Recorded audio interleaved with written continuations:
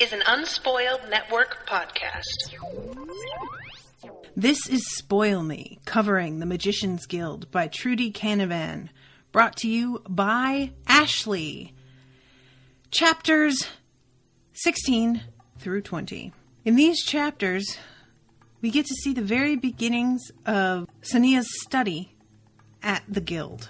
And it's rough. It's rough going. She doesn't trust these guys. And unsurprisingly, Fergun makes trusting them so much more difficult. This guy, I swear to God. Welcome to Spoil Me.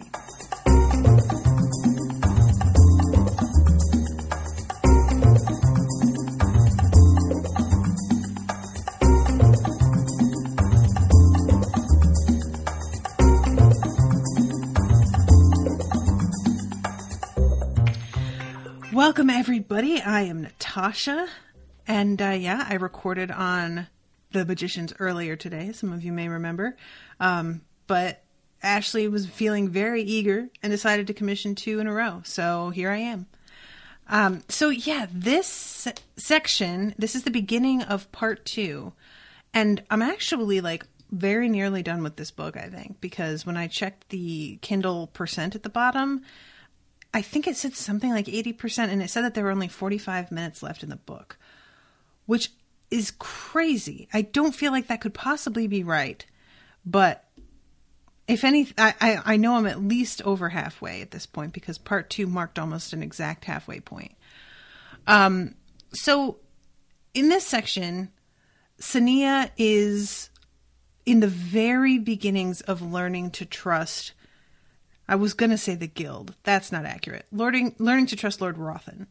And Rothen is so sensitive to her. Can we just talk about Rothen being the MVP of this book?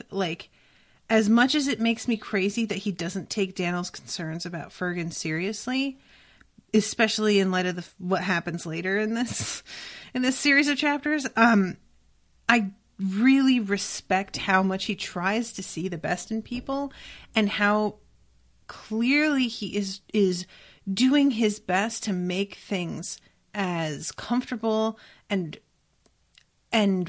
familiar in the sense that there be a routine for Sonea so that she begins to relax a little bit. And I just really like seeing, as much as I know Fergun is going to ruin this to a degree, I really like seeing that there's at least one person, and I know he isn't, when I say that it makes it sound like he's the only one, and that's not what I mean, but he is the face of the guild right now as far as Sonea is concerned.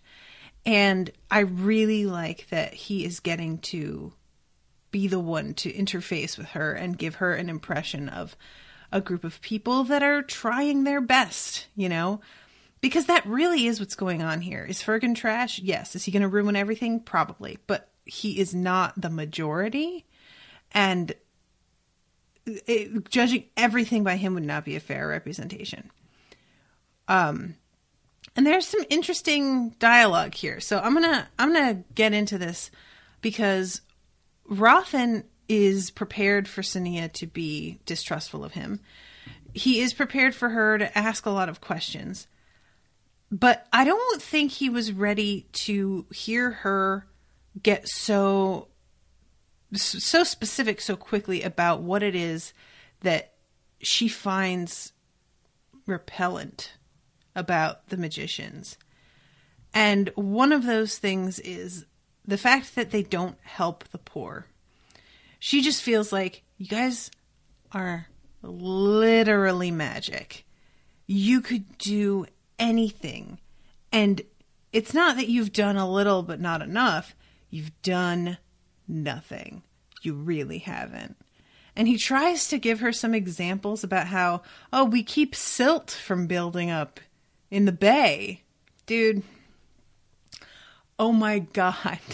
Can you please stop and think, for somebody who is on the edge of starving to death from day to day, how ridiculous you talking about the silt in the harbor sounds to their ears. That is not a giant concern to them. Does it affect them over in the end? Yes, of course it does. You're not wrong, but put yourself in their position. Is that the kind of example that really will make any sort of impression?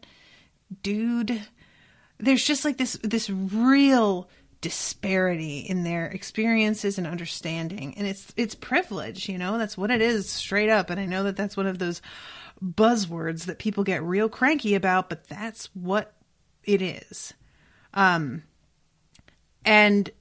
the fact that like she's just so unsure what his game is when he's asking her questions is also coloring the way that she chooses to respond to him.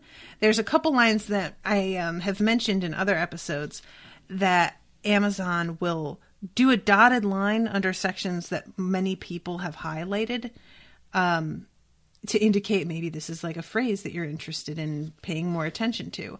And this one that's highlighted here, he looked like a gentle fatherly man, but she was no fool. Tricksters always looked honest and appealing. If they didn't, they failed to make a living.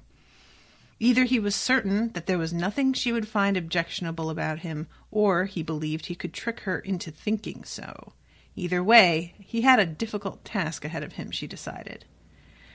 And here comes an interesting, like, I really like this method of getting through to somebody who is either predisposed to think a certain way or who simply reacts rather than actually thinking at all. Why should I believe anything you say? He lifted his shoulders. Why would I lie to you? To get what you want. Why else? And what do I want? She hesitated. I don't know yet. I only want to help you, Sonea. He sounded genuinely concerned. I don't believe you, she told him. Why not? You're a magician. They say you vow to protect people, but I've seen you kill. So this is when he tries to explain to her that that was a mistake, that wasn't an intentional thing, that it was a combination of strikes that wound up becoming something else. And when he says, our mistake has caused us much anguish and a great deal of disapproval from the king and the houses. Sonea sniffed, like they care. His eyebrows rose. Ah, but they do. I'll admit their reasons have more to do with keeping the guild in line than sympathy for the boy or his family, but we were chastised for our mistake. How? He smiled crookedly. Letters of protest, public speeches, a warning from the king. It doesn't sound like much, but in the world of politics, words are much more dangerous than whipping sticks or magic. Which, again, is he wrong? No. But this guy literally died. You literally killed an innocent kid, a bystander. And you're trying to talk about how harsh words can be. Rothen, Guy, I love you. I've already said I respect you. I start off this episode singing your praises a little bit, but my brother, you need to think about what you're saying here. You need to think about the impression that you're giving when you try and contextualize shit like this.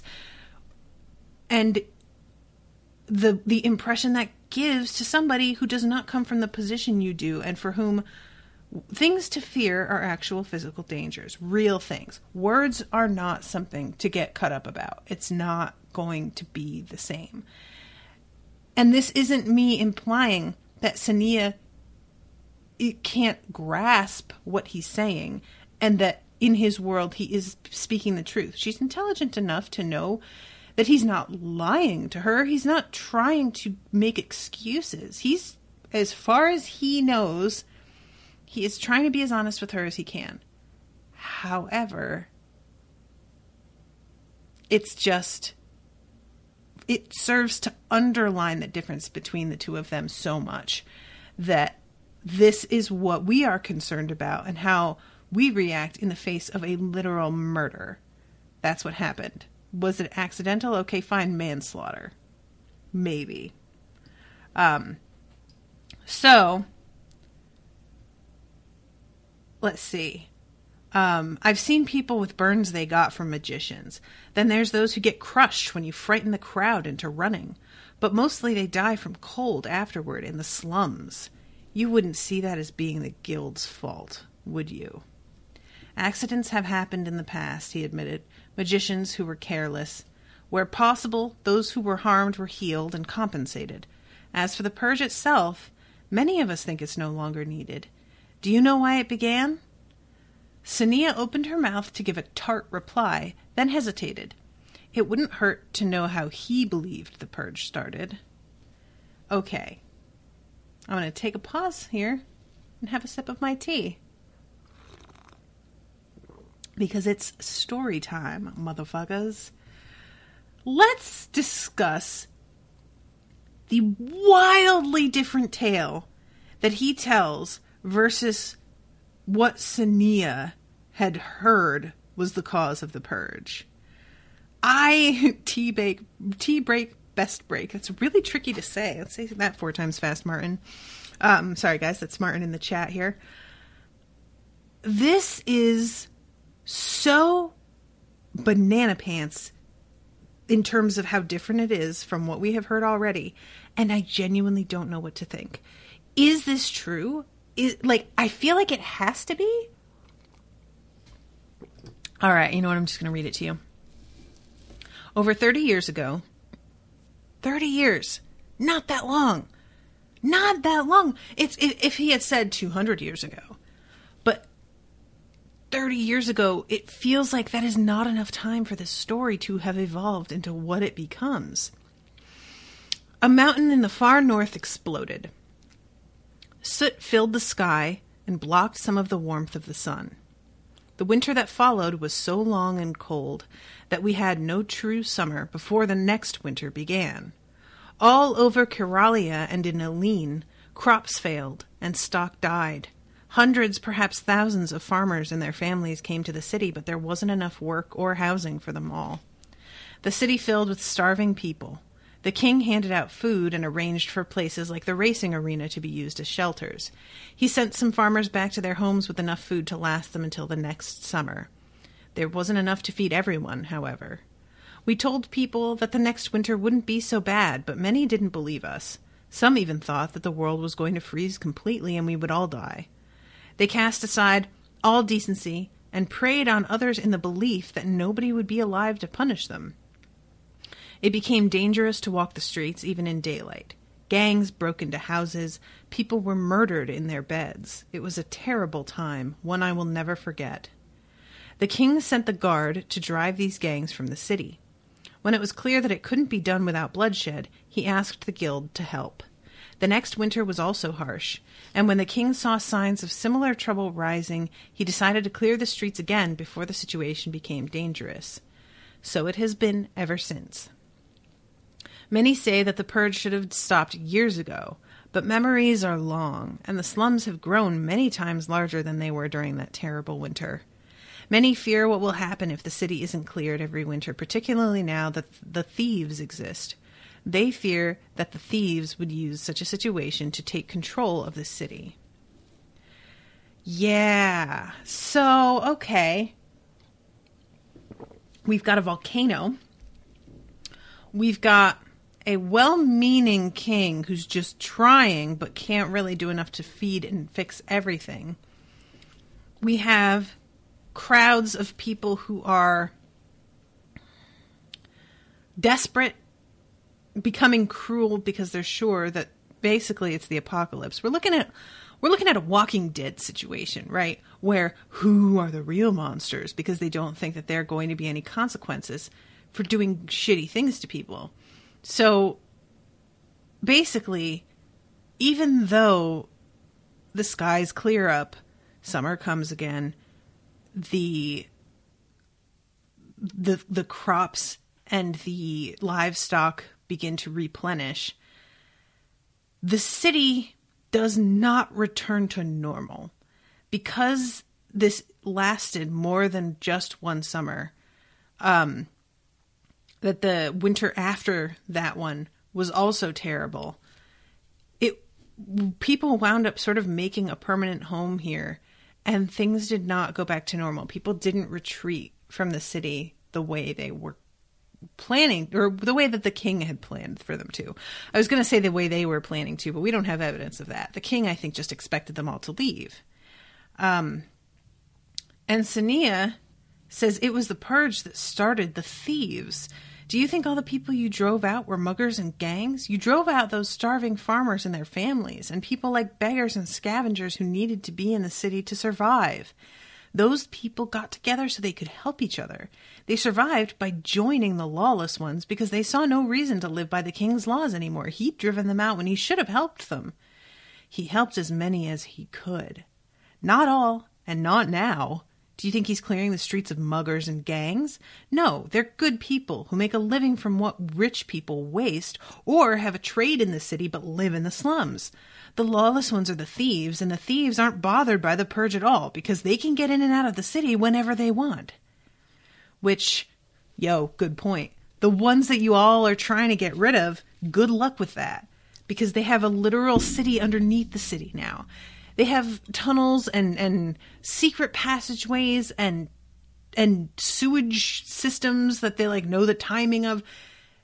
This purge is so misguided at this point because they are specifically going after people who can specifically avoid this exact thing. Which, wow. It didn't really occur to me in those terms before, but Sonea makes a solid point.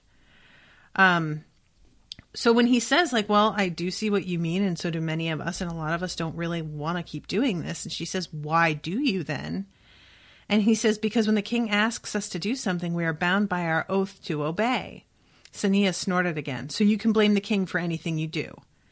We're all subjects of the king. The guild must be seen to obey him because the people need to be reassured that we will not seek to rule Kyrelia ourselves. If we are the remorseless murderers you believe us to be, why haven't we done that? Why haven't magicians taken over all the lands? I don't know, but it would make no difference to the dwells. When have you ever done anything good for us? And this is when he brings up the keeping the marina clear of silt.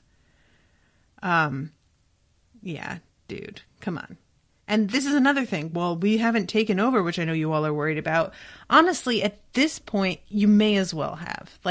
The way that they see you, the way that you operate, in their eyes, you run things. You have to know that, Rothen. This guy, he's just so disconnected. I'm sorry I keep drinking tea. I've done so much talking today with all these back-to-back commissions that my throat is a little dry. So please forgive me for my occasional tea pause.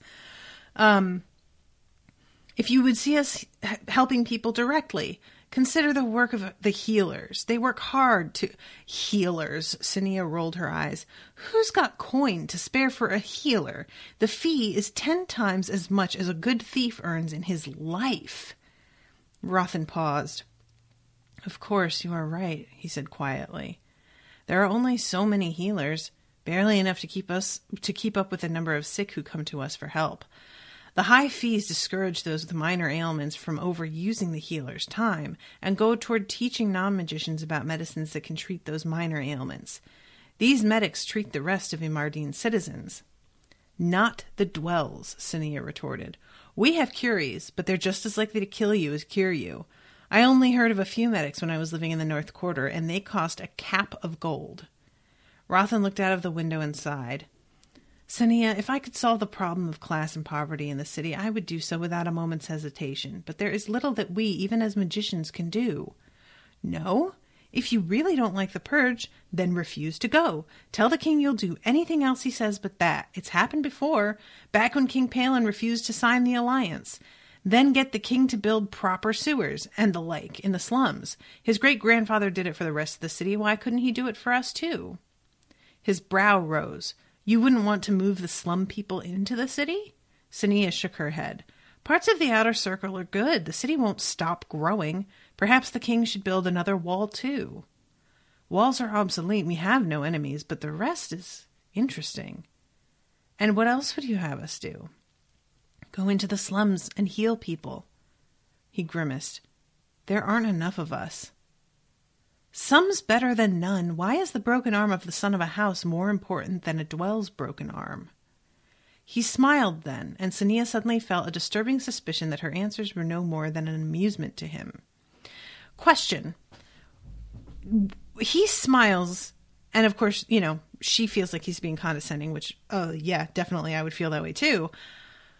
But I'm feeling like, did he not say something like this at the beginning of the book? Did he not say a sentence almost exactly like that? Why is the broken arm of the son of a house more important than a dweller's broken arm? There was something like that, I feel like. And that's what he's smiling at. But, you know, she doesn't know that. So it just comes across as like, oh, you sweet little sausage. Like, she just has no idea. So yeah, that moment, again, I really love the way that Canavan has these little like moments of internal like thought that translate wrongly externally so that it causes this sort of miscommunication. It's a very human thing that feels, and it can be overdone and it can be overused in order to create plot points and contrive things to happen because of a miscommunication. But that's not really something she's relying on here. She's using it as a spice rather than a main ingredient. You'll never do it, she growled. You keep saying that if some of you helped, you could. That some of you'd help if you could. But the truth is, if any magicians really cared, they'd be out there. There's no law stopping them, so why don't any go? I'll tell you why. The slums are smelly and rough, and you'd rather pretend they weren't there. Here, you're real comfortable. Everyone knows what the king pays you. Well, if you're all feeling so sorry for us, then you should put some of that money into helping people, but you won't. You'd rather keep it all for yourself. And then he quizzes her about if a large amount of money was given to any of the people you know in the slums, do you think they'd give it all up to help others? Yes, she replied. He lifted an eyebrow.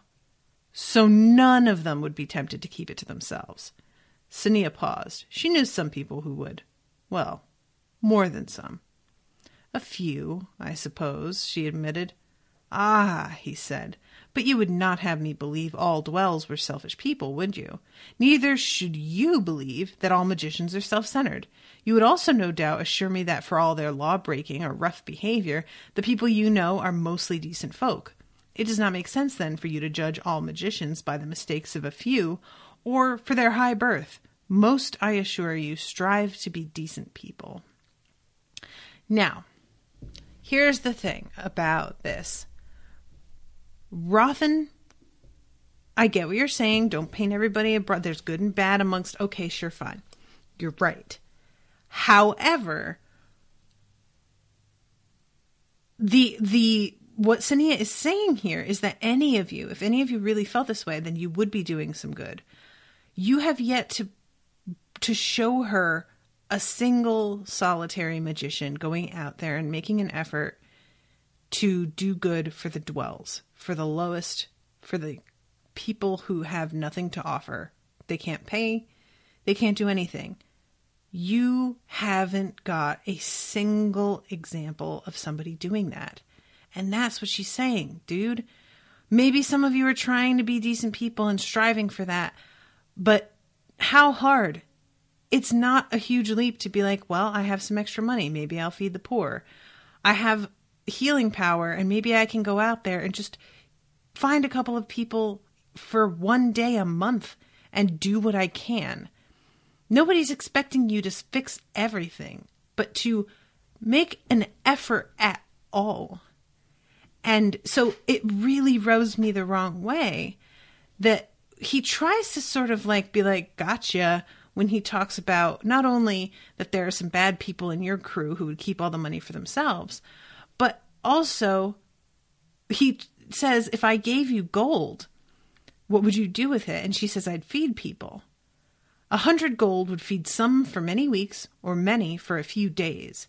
Afterward, those people would still be as poverty-stricken as before. You will have made little difference. No, dude, that's not fair. First of all, if you are able to help some people not starve to death, which she very well may do by feeding them, will they be impoverished still? Yeah, but they will also not be dead, and they will also potentially be stronger and able to carry on doing work that they wouldn't have been able to do if they were about to die. There's that. There's also, this is a concept that's outside, but this is just something for me as a social justice warrior soapbox type right now. If you guys have not heard of this, there's things called microloans, which are for people who are at the very bottom of the income tiers. And oftentimes this is employed in developing countries, but it's picking up steam in the United States as well. People who want to start their own business and they just need a very, very small loan to get them started.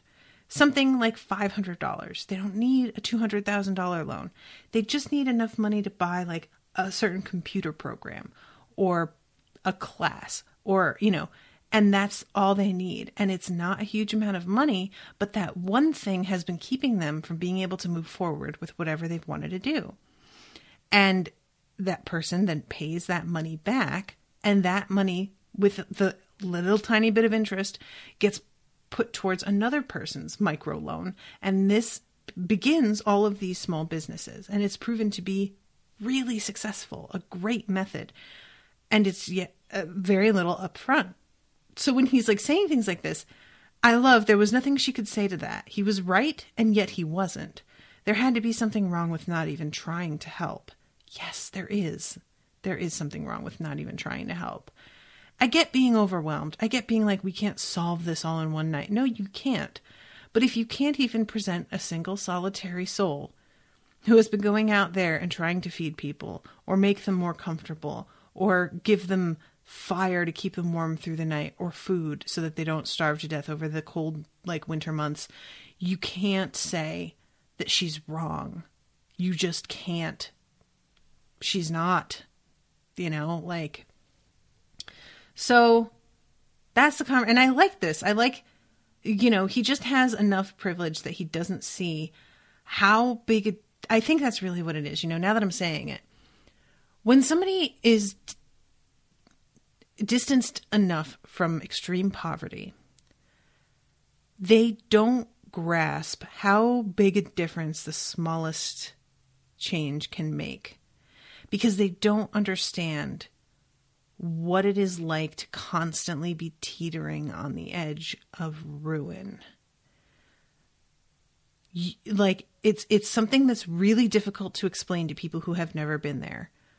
But as somebody who has lived in that place for a lot of my life, and a lot of people that listen to this show know exactly what I'm talking about, $5,000 isn't a huge amount of money, especially to a lot of, one percenters out there. But $5,000 could literally change my life forever.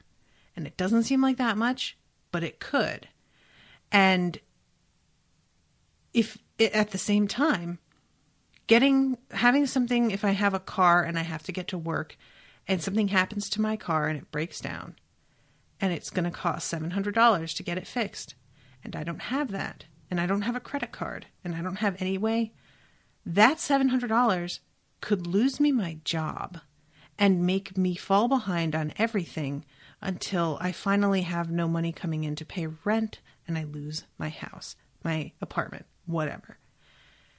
This is the kind of snowball effect that a lot of people don't grasp, how quickly it happens, how easily, how small a thing can instigate it. And it winds up like rolling into this enormous problem that now you're homeless and everybody thinks, oh, that would never happen. And yes, it can. Yes, it can. If you don't have a good amount of savings, if you don't have a system of people, family, friends, to fall back on who can help you, if you don't have good credit to get a credit card that doesn't have a 25% interest rate, this can ruin you. And that's what I really think Rothen is having trouble grasping, is that he's trying to think about like making huge systemic changes, and she's just trying to talk about getting people's lives improved over the course of like for the next week, month. She's not trying to change everything. She just wants there to be some easiness brought to people's lives for a little while here and there. Some kindnesses, you know? So this is just... class structures and oppression and stuff is always going to be really close to my heart. It's something that I find fascinating because of how consistently it plays out and how you can have wildly different cultures and this shit still sort of works the same way. And I also find it really interesting because of the way that our country's attitude has changed over the past 50 years with like believing that people deserve to be paid fairly for their work and how that doesn't seem to be a thing anymore. That now expecting to be paid fairly is seen as being entitled. And, you know, this book starts with the purge and people being like kicked out of the places that they had lived for as long as they could, knowing very well that where they hold up, they weren't going to be able to stay. And as they are kicked out, they are looked down on literally by the rich from upper story windows of these beautiful homes who have nothing but contempt for them. And there but for the grace of God go you, guys. Don't think that this can't happen to you, because it can happen to anybody. It's just luck sometimes. So, stepping down off my soapbox now. So Cery's got some stuff going on, but I'm going to pretty much like, I'm going to sort of gloss over what's going on with Cery because I don't find it all that interesting at the moment until later on. But Cery thinks, first of all, he meets Fergun's sister, who looks like Fergun, but pretty. Kyra, I'm going to say. Fergun and Kyra. And he blames Fergun for Sonea getting taken. But then he kind of quells that because he realizes that if he's going to get her back, he's probably going to need Fergun. So it will not do to like alienate this guy. However, he still does blame him and he's still going to try and get her back in any way that he can. And spoiler alert, by any way that he can, I mean that he's going to do something stupid and just go over there alone. He thinks that he can sort of fool Fergun by being like, I'm going to go and look and see how many guards there are. And then I'm going to report back that, oh, she's too well guarded to make Fergun think that I've sort of dropped the whole thing. And I'm like, I don't think Fergun is that foolish that he would just take his eyes off you once, because his theory is if I tell him, oh, she's too well guarded, there's no way to get her, then Fergun will be more lax about watching me because he will assume that I've decided to give up on her. And I just, I really respect Fergun so far, and I have trouble thinking that he would believe Cery if he said that. Like, Cery is so single-minded and has given up so much in order to take care of Sonea and, like, protect her. I really don't think Fergun's going to be fooled by a sudden turnaround like that. And Fergun, like, later on, because Cery tries to be like, okay, well, why don't we just go after her? Fergun says, no, the thieves are straight up afraid of the magicians, and we should be, and you need to understand those are not people we can go up against. If the guards had taken her, that would be one thing. I'd steal her back, and I'd be enjoying making a point to show them that I could steal her back. This is not that situation. These aren't a bunch of doofuses with spears. These are literally magical, powered people. And we have no idea what we'd even be up against if we tried to go and bust in there, which Cery doesn't really consider. And I'm surprised at him, at his lack of imagination, because he goes over there and like sees her standing at the window and there aren't guards around and there's not. And it's like, but they have magic. So why don't you just assume that you can't see the guards? Maybe they've made themselves invisible. You know that she can do that. Maybe they have mechanical type of guards, like magic mechanics, if that makes sense, where it's like a shield or a wall or a ward of some kind or a magical alarm that will like go off if you try it. Apparently none of this has occurred to him. So Sonea is getting acquainted with the lady who was the housekeeper. And she has a really weird sort of reaction to this lady. And I mean weird in that it's something that I didn't anticipate, but makes total sense, really. First of all, she doesn't like the fact that this woman calls her lady because she does not feel that she is one. And when Rothen is like, well, all magicians are lord and lady. She's like, but I'm not a magician. And he's like, yeah, well, she is a little bit premature, I guess.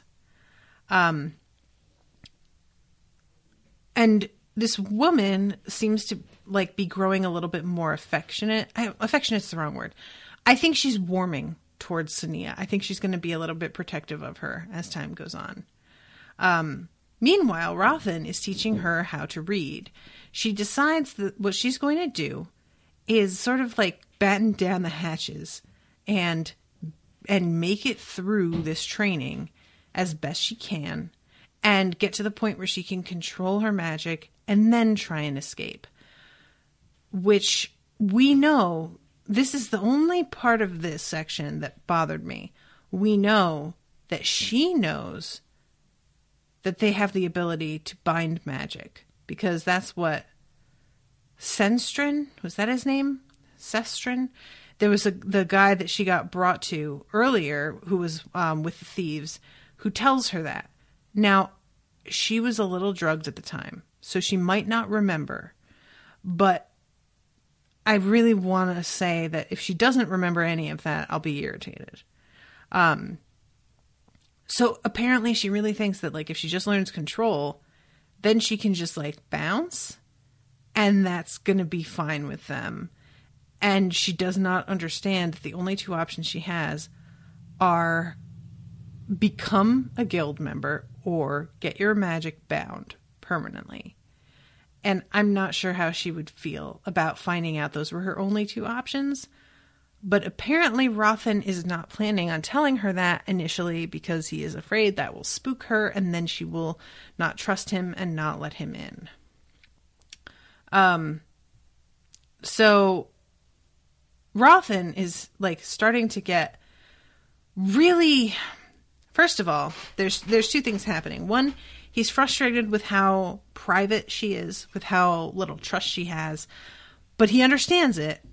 And because he understands it, he doesn't want to let Fergun see her.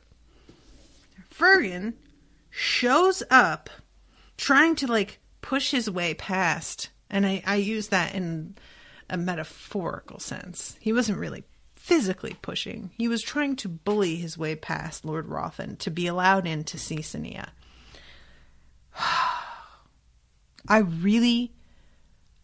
I cannot theorize with any sort of certainty what he would have done if he got in to see her. I have no idea what this guy's end game is here, because like just going in to talk to her, what is that going to do? Is he going to try and like is he going to try and charm her? Like, would she have any say in who gets to be her guardian? And if she does, is that what he's going to try and do, is like sort of campaign for her approval? I can't imagine Fergun being charming. I can't imagine him convincing her to choose him if she got a choice. But other than that, I don't really know what he could be trying so hard to do here. Can he cast like mental magic on her? Could he do that to like, I don't know, but he's really desperate to see her, and he gets really mad when Rothen refuses him and sort of like says that he's going to push the issue. So Rothen winds up having to speak to Lorelin later and explain to him that this is going to be a bit of a battle, and I need you to do something to ensure that I have a like solid reason to not let anyone see her for at least a couple of weeks, because he thinks that's how long it's going to take, minimum, to teach her control. Apparently, 2 weeks is like the max that is usually required, but he feels like it will be tougher with her because of her need for privacy. She's not just a distracted tutor or student, And she's not just somebody who's like not applying herself. She's somebody who's actively resistant. And that's a little different. So then we get an interesting, I'm trying to find the exact part, where Rothen, like, he talks to Daniel about not knowing exactly how to get through to her. And Daniel says, well, why don't you show her instead of trying to talk to her about it? And Rothen is like, oh, that's an interesting idea. So maybe I let her into my mind. And that's what they wind up doing. He shows her exactly how to open her mind, how to hide things that she doesn't want other people to see, how to create a space for the other person's mind to like walk into, presenting basically her mental space in a visual way inside another person's mind that they can navigate. And it's a really wild idea. I really like this. Like, it starts off with just a room that he asks her to envision. Then he needs her to add a door. Then he needs her to add like front doors to the outside. And everything he adds like immediately appears. And then he asks her to come to his building, which is right across the street from hers. And his looks so very different from hers. Like hers, I like that he doesn't say to her, now think of a building and this building is going to represent your mind. This is not a huge like pressure that he puts on her to design something to represent who you are. He just is like, think of a room. And the instant that she does, that's the room. Like whatever she thinks of first without having that sort of pressure on her, I'm sure she can change parts of it. But for now, that is just what she's going to be mentally for a while, which is such a cool idea. So, and not only that, but the first door that he has her create, that's the one that she can walk up to and open and look through and see her magic. And she's asking, because of this being, she's like, is this something that I can do with anybody? And he says that she can, but she has to be touching them if they're not a magician. If they are a magician, you can do this like long distance, which is crazy. Like the fact that in this world, anybody could do this as long as they're touching is nuts to me. That felt like a big deal that got kind of like glossed over. And I'm fascinated by that, and I want to know how that could possibly be true. So she asks why the magicians don't communicate just like this all the time. And this is fun. I'm going to read this. There are limitations to this form of communication. You sense the emotions behind the thoughts others send you. It's easy to detect when someone is lying, for example. That is a bad thing? Not in itself, but imagine if you had noticed that your friend was going bald. He would sense your amusement behind your thoughts, and while not knowing what you found so funny, he would know it was at his expense.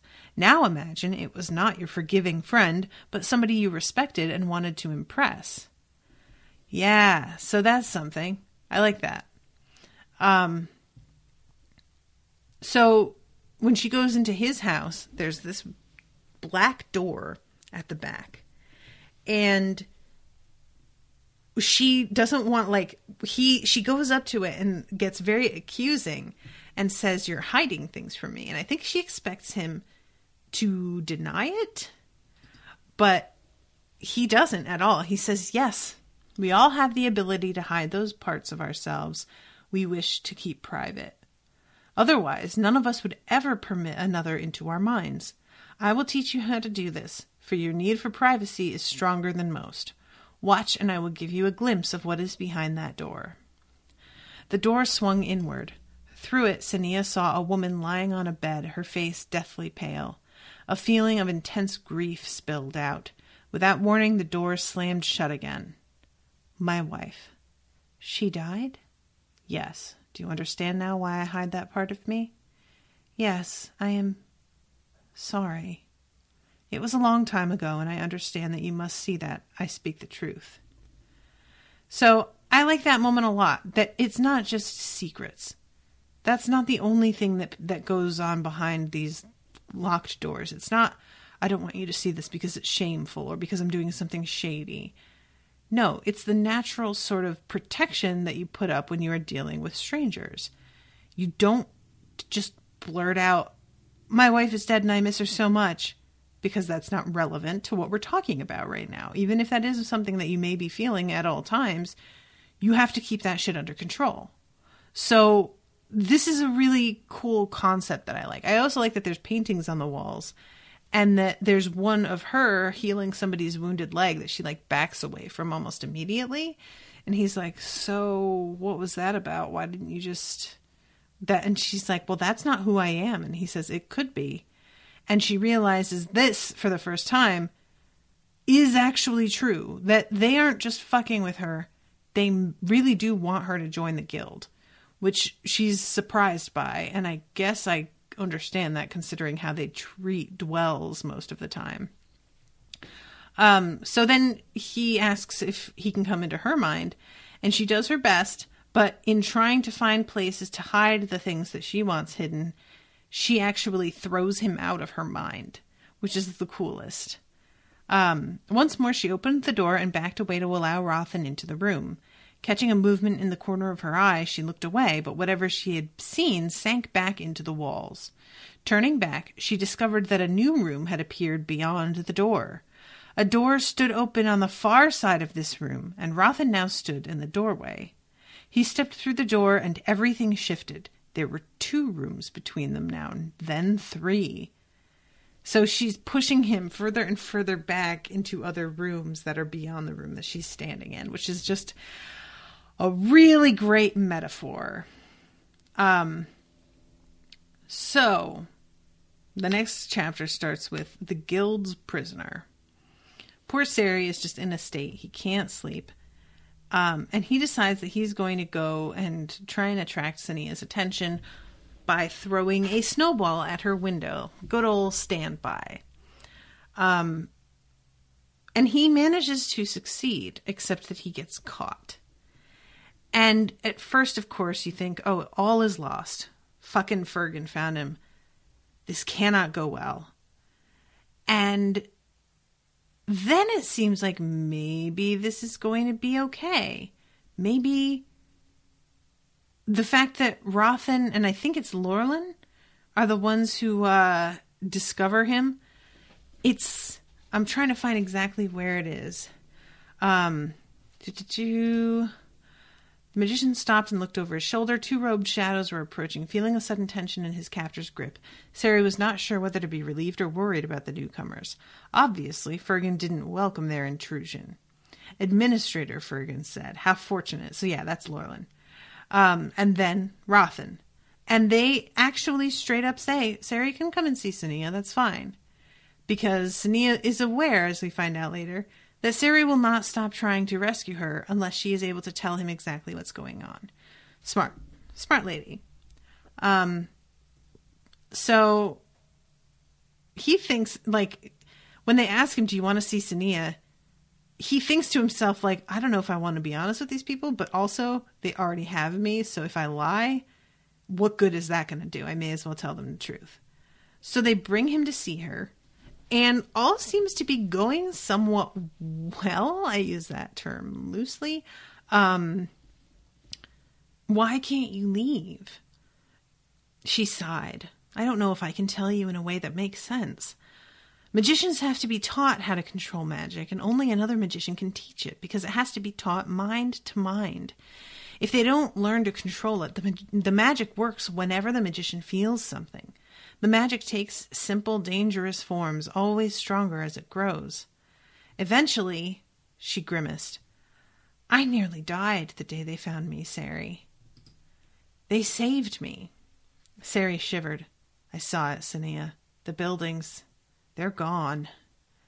It would have been worse if they hadn't found me. People would have been killed. Lots of people. He looked down at his hands. so you can't come home.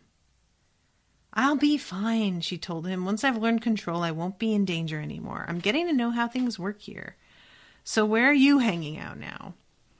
I'm curious about this because she asks him where, same old place, best bowl house in the slums.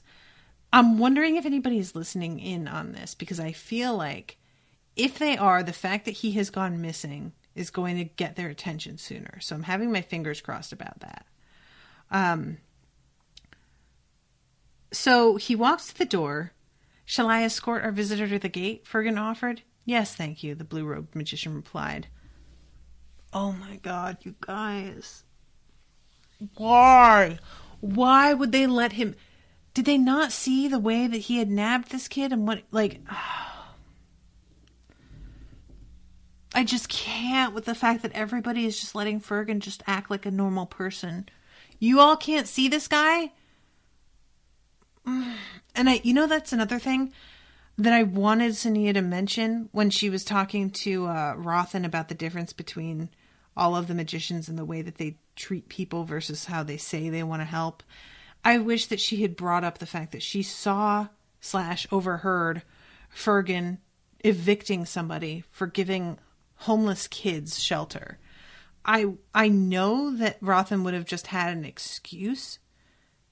That, Fergun's one thing. He can be kind of a dick, but, he was just angry and we reversed that and didn't allow it to happen. But I still wish that Rothen could be reminded of Fergun doing this kind of shit so that it would sink in a little bit more for him beyond just what she feels in general about the guilds, that she also has a specific example of a person who is everything they don't want to be seen as, if that makes sense. So yeah, these idiots let Fergun walk Cery to the door, and on the way he says, "Are you Sonea's husband?" "No." "Her, lover, then?" Cery felt his cheeks warming. He looked away.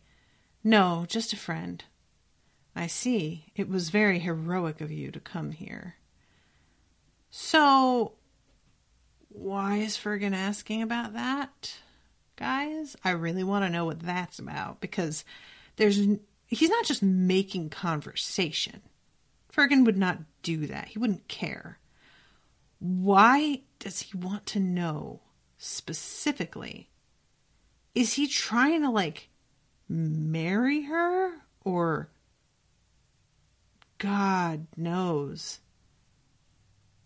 I don't like that line of questioning, period. But coming from Fergun, who's trying to become her guardian, I like it even less because I feel like it could mean some other really gross things, potentially, for her. I think we can all agree that Fergun's a gross guy, and I hate him. I think we can all agree that I hate Fergun. That's been very obvious this whole time. So, he tells Cery, let's go through the university instead of out to the outer gate, like the straight way, because it's super cold and snowy out, and it'll be a lot warmer going this way. So, here comes this, have you ever heard of the other dwells with magic? They turned a corner, pushed through a door into a small room, then stepped through another door into a slightly wider corridor. Unlike the earlier passages, the walls were paneled with wood, and paintings hung at regular intervals. "It's quite a maze in here," Fergun said, sighing a little. "Come, I'll take you through a shortcut." He stopped behind a painting and reached behind it. A section of the wall slid aside, revealing a rectangle of darkness the size of a narrow doorway. Cery looked at the magician questioningly. "I've always loved secrets," Fergun said, his eyes bright. "Does it surprise you that we too have underground passages? This one comes out in the inner circle, a dry, windless journey. Shall we?" Cery looked at the doorway, then at the magician. Passages under the guild? This was too strange. He stepped back and shook his head. I've seen plenty of passages before, he said, and I don't mind the cold. The pretty things in this building are more interesting. The magician closed his eyes and nodded. I see. Well, it's good to know you don't mind the cold. Something pressed on Cery's back, forcing him toward the rectangle. He yelled and grabbed the edges of the hole, but the push was too strong and his fingers slipped on the polished wood. Falling forward, he brought his hands up in time to protect his face as he slammed into a wall. The force held him firmly against the bricks. He could not even move a finger. Heart racing madly, he cursed himself for trusting the magicians. He heard a click behind him. The secret doorway had closed. Yell now if you want, Fergun, chuckled. A low, nasty sound. Nobody comes down here, so you won't bother anyone. A piece of cloth dropped over Cery's eyes and was bound tightly. His hands were pulled together behind his back and bound with more cloth. As the pressure against his back eased, a hand gripped his collar and shoved him forward. Cery staggered down the passage. After a few steps, he reached a steep stairway. He felt his way down. Then the guiding hands pushed him along a route that twisted lazily. The temperature of the air dropped rapidly. After a few hundred steps, Fergun halted. Cery's stomach sank as he heard the sound of a key turning in a lock. The blindfold was pulled away. Cery found himself standing at the door of a large empty room. The cloth about his wrist was untied. In you go. Cery looked at Fergun. His hands itched for his knives, but he knew he would only lose them if he tried to fight the magician. If he didn't walk into the room for himself, Fergun would push him. Slowly, numbly, he entered the cell. The door swung shut, leaving him standing in darkness. He heard the lock turn, then the muffled sound of footsteps moving away. Sighing, he dropped to his haunches. Farron was going to be furious.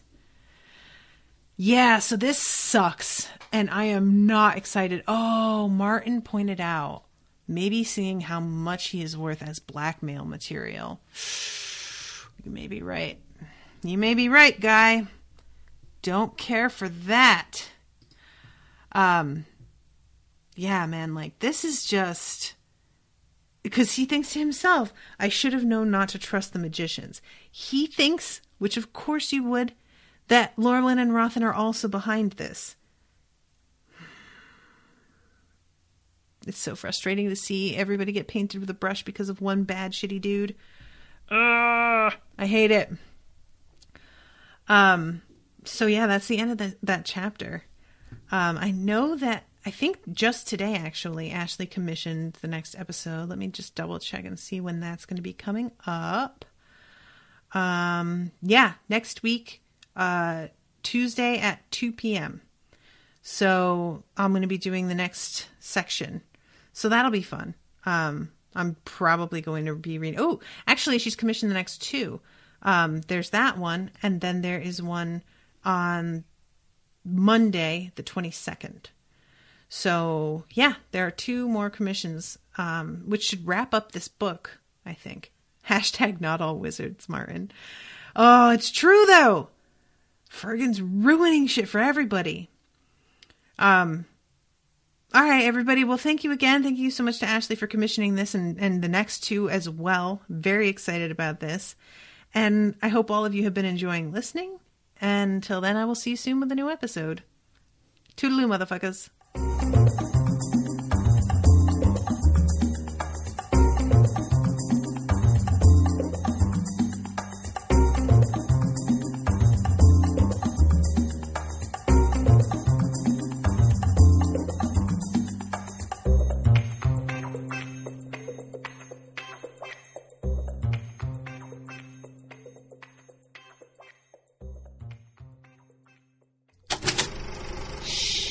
That was an Unspoiled Network podcast.